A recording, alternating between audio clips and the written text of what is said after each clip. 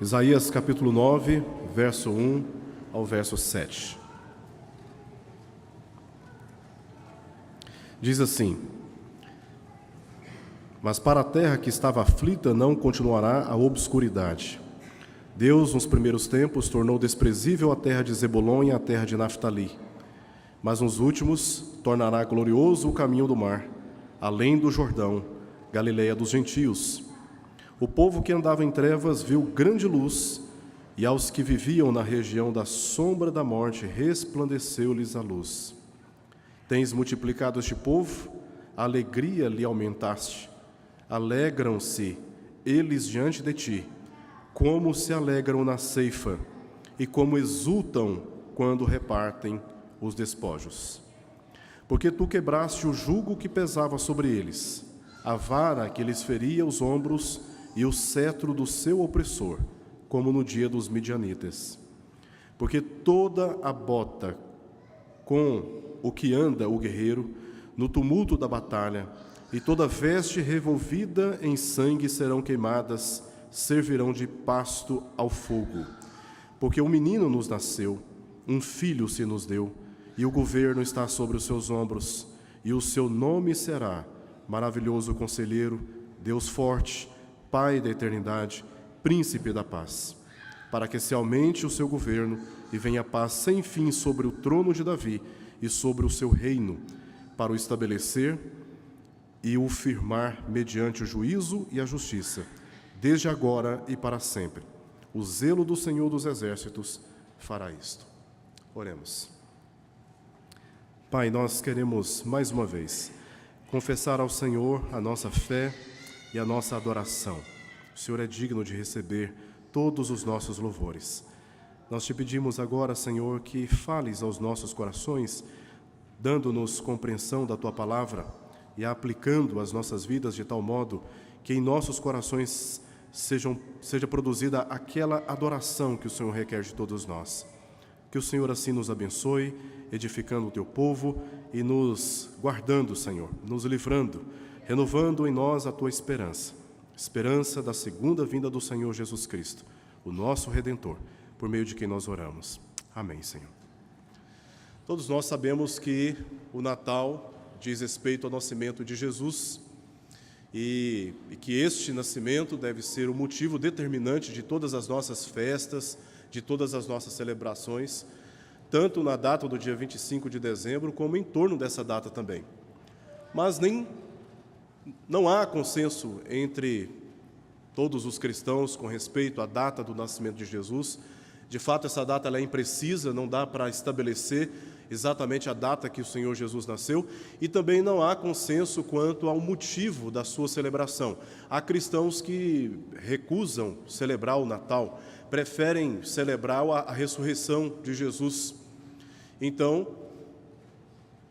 esse é um assunto, Natal, que de fato não há tanto consenso entre nós. Mas eu acredito que é sim importante celebrarmos o Natal e comemorarmos essa data, por alguns motivos. O nascimento de Jesus, ele está cercado de promessas. Veremos aqui algumas delas no texto que acabamos de ler em Isaías capítulo 9.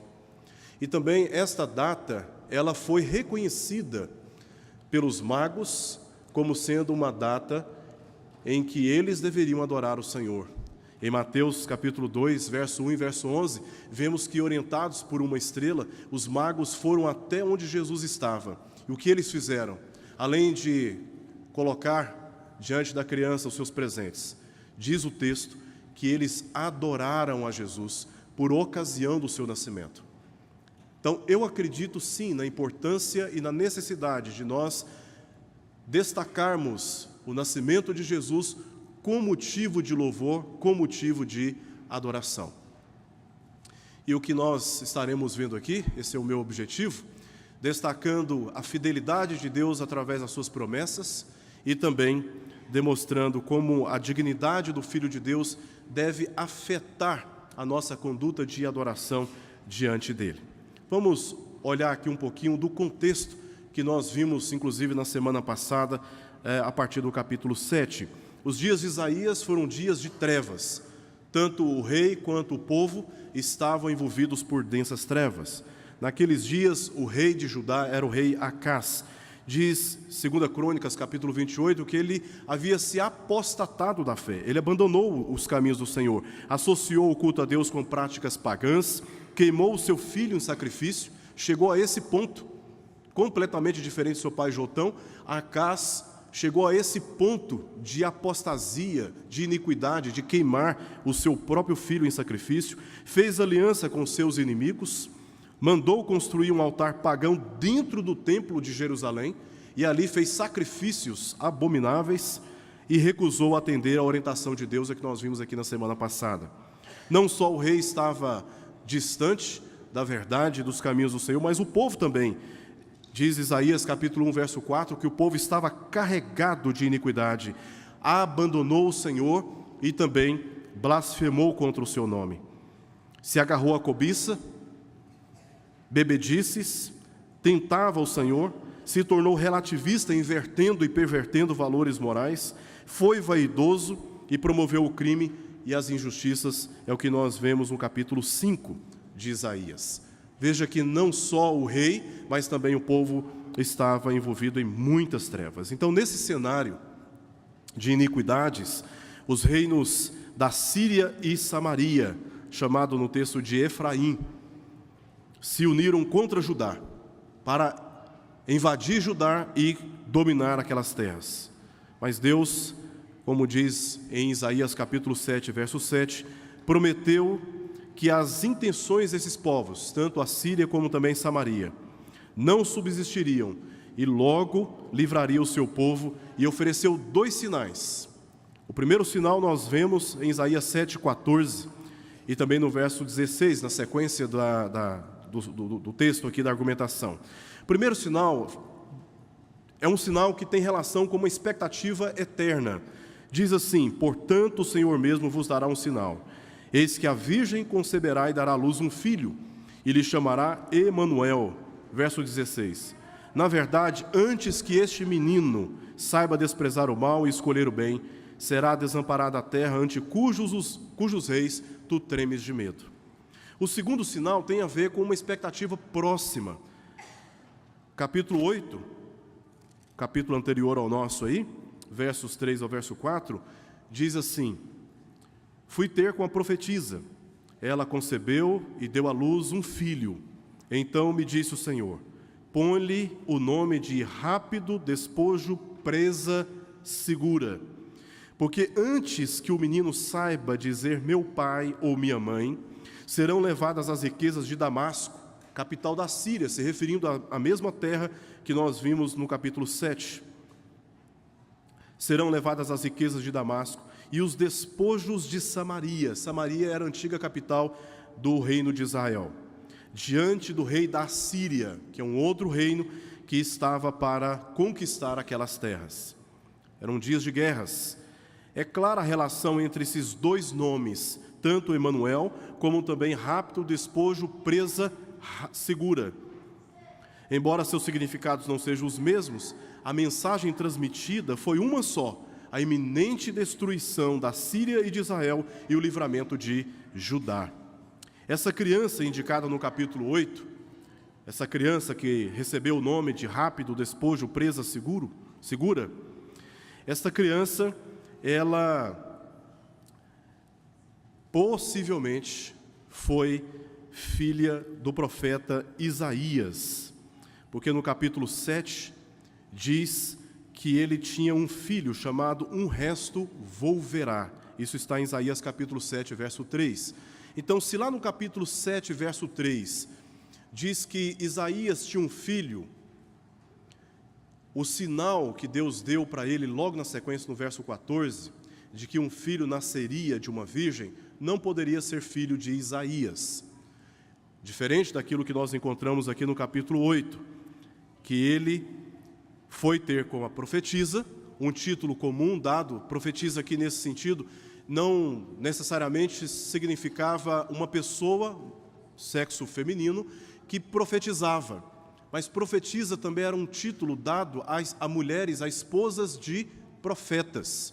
Diz o texto que ele foi ter com a profetisa e, logo na sequência, Certamente, a esposa dele teve um filho chamado Rápido Despojo Presa Seguro, e diretamente se referiu a Jesus Cristo, conforme Mateus 1:23, aquele texto de Isaías 7:14. Mas quanto ao filho aqui de Isaías, certamente não se tratava da mesma criança. Um filho, capítulo 7, tinha uma expectativa eterna. Esse filho que nasce no capítulo 8 tinha uma expectativa imediata já para aqueles dias. E as duas crianças tinham um propósito, como já foi dito, de anunciar a iminente destruição das cidades, das terras da Síria e também da Samaria. Uma vez que nós entendemos qual é esse sinal que Deus deu ao profeta Isaías no capítulo 7, entramos agora no capítulo 9, entendendo, portanto, a respeito de qual menino o profeta está tratando. Eu dividi esse texto aqui em 4 partes. Primeiramente, verso 1, uma promessa de livramento. Versos 2 ao verso 3, promessa de restauração. Versos 4 ao verso 5, promessa de paz. E no final, versos 6 ao verso 7, a promessa daquele que traria estas bênçãos, a promessa daquele que traria esses benefícios da parte de Deus, a promessa do Messias. Vamos ver cada uma dessas promessas que nós temos aqui na passagem que lemos. Primeiro, verso 1, a promessa de livramento. O texto diz assim: mas para a terra que estava aflita não continuará a obscuridade. Deus, nos primeiros tempos, tornou desprezível a terra de Zebulon e a terra de Naftali, mas nos últimos tornará glorioso o caminho do mar, além do Jordão, Galileia dos gentios. Antes de nós explicarmos aqui esta passagem, precisamos fazer uma observação. Isaías usa os verbos aqui no tempo passado. A explicação que nós temos para isso é que a perspectiva do profeta é a perspectiva dos fatos concluídos, os fatos que chegaram ao seu resultado final. Ele está mostrando e dando a expectativa aos seus ouvintes de que Deus, quando promete, Ele cumpre. E Ele mostra a perspectiva do cumprimento destas promessas, despertando nos seus corações a esperança e a certeza daquilo que Deus haveria de fazer. Então, é por isso que nós encontramos nessas passagens os verbos no passado, quando Isaías estava tratando também de questões dos seus próprios dias. Então, nesses cenários, os reis da Síria e Samaria se uniram contra Judá. Diz, mas para a terra que estava aflita não continuará a obscuridade. Mas Deus prometeu que as intenções desses povos não subsistiriam. Esta é uma promessa que Deus fez naqueles dias para o profeta e também para o povo de Judá. E a introdução que nós temos aqui nessa passagem diz respeito àquilo que está no capítulo 8, a respeito da invasão. Deus haveria de livrar o seu povo das suas aflições, e essas aflições teriam fim justamente por conta da misericórdia do Senhor. Veja só, diz o texto, mas para a terra que estava aflita não continuará a obscuridade. Como vimos, aqueles dias eram dias de trevas, eram dias em que tanto o rei quanto também o povo estava distante dos caminhos do Senhor. Então, o capítulo 8 indica como seria a invasão da Síria, ao conquistar a Síria e também a Samaria, em cumprimento da promessa. Essa conquista seria terrível essa conquista. Aquelas terras sofreriam com intensas aflições das trevas, mas no tempo devido a esperança haveria de ser revelada. Notemos os sinais de esperança, 2 sinais de esperança que nós temos aqui nesta passagem. O primeiro diz quanto ao castigo: a terra aflita não continuará em obscuridade. A terra aflita não continuará em obscuridade. O segundo sinal de esperança, quanto ao tempo, diz assim: Deus, nos primeiros tempos, tornou desprezível a terra de Zebulon e a terra de Naftali, mas nos últimos tornará glorioso. 2 sinais de esperança aqui relacionados com a promessa de livramento que Deus haveria de dar ao povo naqueles dias. Judá estava acuada por 3 povos, tanto pelo povo da Samaria, quanto também da Síria e da Assíria, que estava para conquistar aquelas terras. Mas Deus dá aqui uma palavra, uma promessa de livramento ao seu povo, trazendo esses sinais, portanto, de esperança. No verso 2 ao verso 3, temos a promessa de restauração. A graça interrompe o duro juízo e manifesta a restauração em seu lugar. Olha o que diz o texto. O povo que andava em trevas viu grande luz, e aos que viviam na região da sombra da morte resplandeceu-lhes a luz. Tens multiplicado este povo, a alegria lhe aumentaste. Alegram-se eles diante de ti, como se alegram na ceifa, como exultam quando repartem os despojos. 2 grandes promessas de restauração são encontradas aqui nesta passagem. No verso 2, nós temos a promessa de restauração moral. O texto diz claramente que o povo que andava nas trevas viu grande luz, e aos que viviam na região das sombras da morte resplandeceu-lhes, mais uma vez, a luz. O povo que andava nas trevas, a promessa de Deus é que esse povo não andará mais nas trevas da idolatria, da imoralidade, da injustiça, do crime, das bebedices. Esse tempo de imoralidade, de trevas, esse tempo vai passar. Segunda observação a respeito dessa promessa de restauração está no verso 3. A restauração não só moral, mas também a restauração da alegria. Longe das trevas e da infelicidade que elas geram, o povo seria multiplicado, diz o texto, bem como a alegria de adorar e servir a Deus. Tens multiplicado este povo, a alegria lhe aumentaste. Alegram-se eles diante de ti, como se alegram na ceifa, como exultam quando repartem os despojos. Promessa de livramento, promessa também de restauração, como também restauração, tanto moral quanto também da sua alegria. Nos versos 4 e verso 5, encontramos aqui a promessa de paz. Em dias de trevas, Deus promete livrar o seu povo, restaurar o seu povo e também trazer paz. É o que nós encontramos nos versos 4 e verso 5. Nesses versos, Isaías informa 2 razões, porque essas bênçãos seriam oferecidas, e ambas estão relacionadas com o poder redentor de Deus. Veja o que diz, por exemplo, o verso 4. A paz viria como resultado da vitória sobre o jugo da opressão. O verso 4 diz assim: porque tu quebraste o jugo que pesava sobre eles, a vara que lhes feria os ombros, e o cetro do seu opressor, como no dia dos midianitas. A promessa de paz está acompanhada pela promessa de libertação dos opressores. Como? A vara ou o bordão dos opressores seria quebrada. Essa vara era usada pelos proprietários de escravos, que surravam os escravos e os torturavam, os obrigando aos trabalhos pesados. Nós vemos isso, por exemplo, em Êxodo capítulo 21, verso 20. E a promessa de Deus aqui é que esta vara será quebrada, os seus opressores seriam vencidos e não haveria mais jugo sobre o seu povo. Segunda promessa, segunda relação aí com a libertação dos opressores, ainda no verso 4, Isaías faz relação aqui com a memória dos dias de Gideão, quando humanamente seria impossível de vencer os seus inimigos. Deus, na sua intervenção, permitiu que Gideão, com 300 homens, vencesse os seus inimigos em número muito maior, muito maior.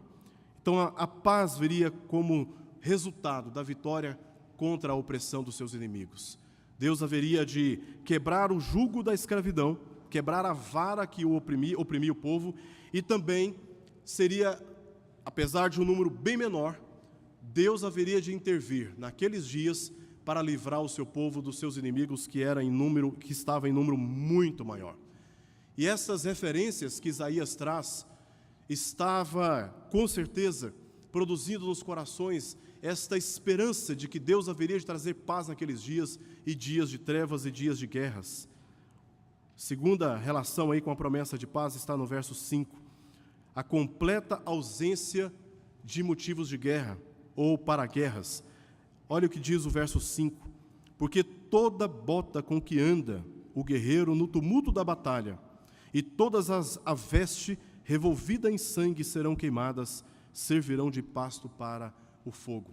Não será mais necessário usar botas para as guerras, e não será mais necessário usar veste para lidar com aquele cenário de batalhas. Deus, aqui através do profeta Isaías, revelando promessa de paz para aqueles dias e dias de guerras. Promessa de livramento, promessa de restauração, promessa de paz. E agora nos versos 6 e verso 7, o agente que traria ou que realizaria cada uma dessas promessas. A partir deste momento, a profecia indica quem poderá garantir essas promessas e também realidades. Verso 6 começa com uma conjunção por quê? Por que que todas essas coisas haveriam de acontecer? Como que todas essas promessas seriam realizadas? Porque um menino nos nasceu. Este menino é o agente de Deus na realização das suas promessas. Este menino é aquele que Deus haveria de enviar para realizar cada uma dessas promessas. Todas elas estão fundamentadas na pessoa dessa criança, desse menino citado aqui no verso 6. Aqui encontramos uma das mais notáveis profecias de Jesus Cristo no Antigo Testamento. No verso 6, Isaías revela a identidade dessa criança. Ele vai falar sobre a questão do seu caráter e vai falar também a respeito do seu governo. Qual é o caráter dessa criança? O caráter dessa criança é que essa criança, que está dentro de um contexto de uma profecia, seria uma criança humana, porque um menino nos nasceu, perfeitamente humana, mas também, ao mesmo tempo, seria uma pessoa, uma criança perfeitamente divina. Um filho se nos deu. Aqui Isaías está mostrando qual é o caráter desta criança, qual o caráter de Jesus Cristo. Ele seria 100% homem, 100% Deus. Esse menino haveria de vir nesta condição, nesta qualidade. Na sequência, ele diz: o governo está sobre os seus ombros. Jesus, homem e Deus, viria com o governo sobre os seus ombros. Isaías fala a respeito do seu caráter e fala também a respeito do seu governo. Ele haveria de vir com um controle absoluto, com autoridade absoluta. E não é à toa que ele abre agora um parêntese, mostrando aqui quais são as razões por que este menino haveria de vir com um governo sobre os seus ombros. E nós temos 4 qualidades, 4 descrições a respeito desta criança. Essa criança seria maravilhoso conselheiro, seria perfeitamente glorioso, onisciente, detentor de toda a sabedoria. Essa criança seria Deus forte. Veja que não poderia ser uma criança comum. Essa criança aqui é a criança prometida por Deus que haveria de vir mais ou menos 700 anos depois, se referindo a Jesus. Porque essa criança é chamada de Deus forte, uma referência à sua onipotência. Pai da eternidade, a sua eternidade, príncipe da paz, o mediador, o reconciliador. É por isso que ele tem sobre os seus ombros governo absoluto, autoridade absoluta, porque ele vem como vem Jesus na história. E no verso 7, Isaías agora volta ao assunto que ele começou no verso 6, descrevendo o governo desse menino. Como seria o governo desse menino? Primeiro, quero destacar aqui no verso 7, 4 descrições a respeito do governo dessa criança. Primeiro, quanto ao tempo, diz o texto o seguinte: para que se aumente o seu governo e venha paz sem fim. E mais adiante, quase no final do verso 7, diz: desde agora e para sempre. O governo desse menino seria um governo eterno. Não seria um governo passageiro como os dos demais reis de Judá, mas seria um governo eterno, para todo sempre. Segundo, quanto ao domínio, diz o texto, sobre o trono de Davi e sobre o seu reino. Ele viria e ele veio na dinastia de Davi, exercendo autoridade real. Ele veio, como diz o texto, sobre o trono de Davi, é da linhagem de Davi. Uma referência clara e direta quanto ao aspecto do seu reinado e também da sua autoridade real.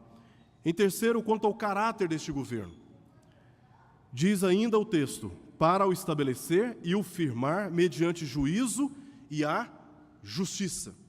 Se aqueles dias eram dias de trevas, envolvendo reis, envolvendo o povo, este menino, que haveria de vir com o governo sobre os seus ombros, com autoridade absoluta, com o reino que é eterno, na linhagem de Davi, exercendo autoridade real, o governo desse menino seria um governo em que nem o pecado, nem os crimes, nem as injustiças seriam praticados debaixo da sua autoridade. Ele vem afastando completamente o pecado, completamente as injustiças, completamente a violência, a criminalidade e as injustiças. Esse é um governo absoluto, perfeito, um governo de paz, um governo que traz a segurança permanente para o seu povo. E em quarto lugar, quanto à certeza, termina dizendo, o zelo do Senhor dos Exércitos fará isso. Ninguém poderá impedir o cumprimento dessas promessas, pois elas são amparadas pela fidelidade de Deus. O zelo do Senhor fará isso. E aqui Isaías descreve como será o governo desse menino, o caráter desse menino e o governo desse menino. E como nós podemos agora concluir aquilo que acabamos de ver aqui nessa passagem, se referindo à promessa do nascimento de Jesus Cristo. Primeiro, não existe caminhos de trevas tão densas que Deus não possa dar esperança de libertação e salvação. Nós vimos aqui que aqueles dias eram dias terríveis. E para completar, guerras estavam para acontecer. Calamidades terríveis estavam para acontecer. Mesmo assim, Deus promete libertação para o seu povo, renovar a sua esperança. Por isso não há caminhos de trevas tão densas que Deus não possa libertar, que Deus não possa trazer refrigério, que Deus não possa trazer esperança, que Deus não possa fortalecer o seu povo. Se você tem andado por caminhos assim, de desesperança, tem andado por caminhos de trevas, se sentindo muitas vezes incapaz de sair desses contextos que te aprisionam, de experiências que te atormentam, a palavra de esperança é essa. Deus, na sua fidelidade, enviou Jesus Cristo para que, crendo nele, você seja liberto de todas as perturbações, de todas as aflições, de todos os medos, de todas as inseguranças que porventura estejam perturbando nesse momento a sua vida e a história da sua família. O Senhor Jesus é aquele que Deus enviou, trazendo luz no meio das trevas.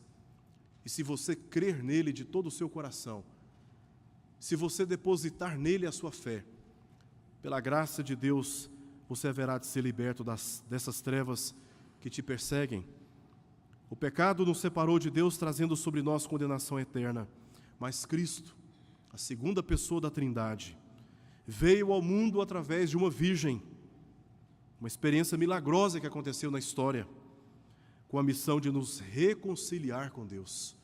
Lemos aqui que Ele é o príncipe da paz. Se o pecado nos afastou da comunhão com o Senhor, tirando de nós o prazer, a alegria, e colocando no lugar medos, temores, o Senhor Jesus é aquele que nos reconcilia com o Pai, que estabelece paz na relação com Deus e estabelece paz na relação também uns com os outros. Essa é a missão do Filho de Deus. Deus sempre cumpre as suas promessas. Precisamos confiar naquilo que está revelado na sua palavra. E assim como naqueles dias a promessa de que esse menino haveria de nascer, e ele nasceu, trazendo sobre os seus ombros um governo real, um governo divino, um governo que restaurou o seu povo, que trouxe alegria ao povo, que trouxe paz ao povo. Hoje estamos diante de uma palavra que promete que o Senhor Jesus haverá de voltar. Estamos diante de uma promessa de que Jesus voltará também. E precisamos crer, precisamos nos fortalecer nessa promessa. Porque embora os dias sejam difíceis, a nossa esperança está na segunda volta, na segunda vinda do Senhor Jesus. Ele voltará. O Senhor Jesus voltará. E temos que perseverar na fé. Temos que guardar a fé. Temos que batalhar a favor da fé. Esta fé de que Jesus haverá de voltar e resgatar o seu povo. Em quarto e último lugar, estamos diante de uma promessa de que Jesus haveria de vir. Ele veio, sofreu, morreu, ressuscitou ao terceiro dia e hoje está à destra de Deus Pai. Jesus é digno de receber toda a nossa adoração, assim como aqueles magos foram conduzidos até o local do seu nascimento e ofereceram adoração a Ele. Natal é dia de nós celebrarmos, nos alegrarmos em completa adoração ao Filho de Deus. Ele é digno de receber toda a nossa adoração. Ele é digno de receber todos os nossos louvores. Jesus vive e Ele voltará. E que esse dia seja o dia da nossa completa restauração. Que nós ofereçamos a Ele a nossa adoração, não somente hoje, mas para sempre. Vamos orar.